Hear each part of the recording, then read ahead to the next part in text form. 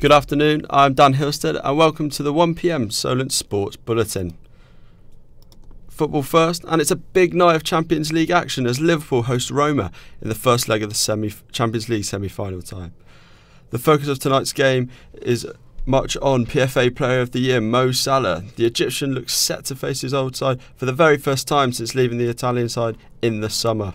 The winger has netted 31 times in the league this year, as well as 9 times in the Champions League, and has proved pivotal for Klopp's side. Ahead of tonight's tie, Salah has shared his thoughts on playing his former side. It's not easy because I love the club, I love the city, and I know also they love me. So it's not going to be easy for me. It's more emotions, really. A Theo Walcott goal was enough for Everton to beat Newcastle 1-0 at Goodison Park last night. Toffees boss Sam Allardyce was forced to defend his side's style of play after the game following criticism in recent weeks. I think 8th in the league compared to 5th from bottom tells you we're getting them better.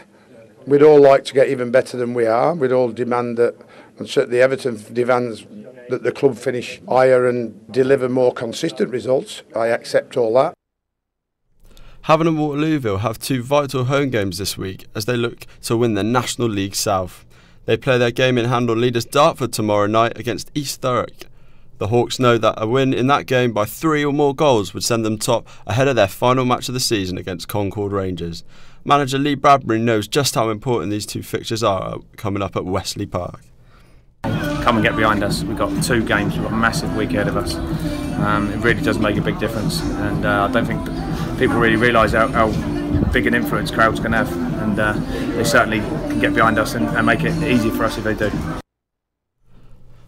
We have more from Havant and top scorer Jason Pryor in our 2 o'clock bulletin.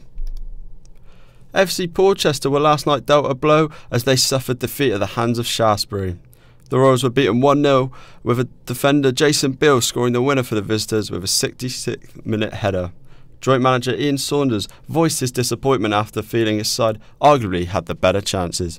Got into some good areas and maybe Cousins should have got ourselves a goal. You know, trying to put the ball in the top corner maybe rather than concentrating at the target. Yeah, we're a little bit disappointed that we've come away with nothing, and it's another side that unfortunately has took maximum points out of us over the season. University news now, and with varsity between Solent and Bournemouth just over 2 weeks away, excitement is beginning to build. Our reporter Adam White has a preview on what's to come this year.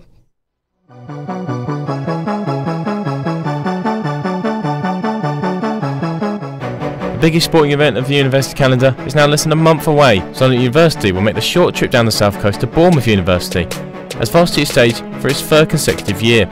The event will showcase the sporting talents of over 25 teams, with Solent Ladies Football, Solent Hockey and Solent Redhawks amongst its headliners. Team Solent Ladies will kick off their game at 5:30 PM. The side's top goal scorer and skipper Georgie Lowe spoke to me recently this week of how she's looking forward to the event on Wednesday, the 9th of May. Varsity is always a good day out, especially for Solent. A good sporting competitive game against Bournemouth, always a rivalry, but hopefully the sun will be out and we can have a good day. For Solent University's American football team Solent Redhawks, varsity produces a different kind of opportunity. Following a poor Bucks season, middle linebacker David Pepper believes it's a great opportunity to experiment with the squad. We've got good depth in every position really, it's just, you know, we had a lot of new players learning the game.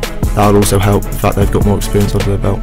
Whatever the result, it's sure to be another classic in this local derby. World Championship action in the snooker is underway at the Crucible. Reporter George Baker has the latest from the Sheffield Arena.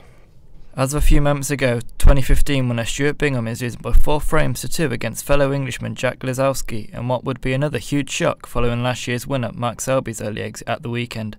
Whilst Ding Junhai has progressed into the next round, having defeated fellow Chinese compatriot Zhao Guodong 10-3, the world number 3 will be looking to improve on its semi-final placing of last year.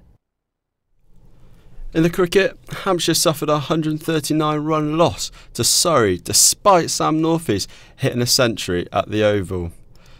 In the Formula 1, Mercedes are excited by the massive challenge of their title fight with Ferrari and Red Bull. They haven't won any of their first 3 races, which means that Lewis Hamilton is now 9 points behind Ferrari's Sebastian Vettel. That's all we have time for. Keep up to date with the latest news on solentjournalism.co.uk and follow us on Twitter at Solent Sports News.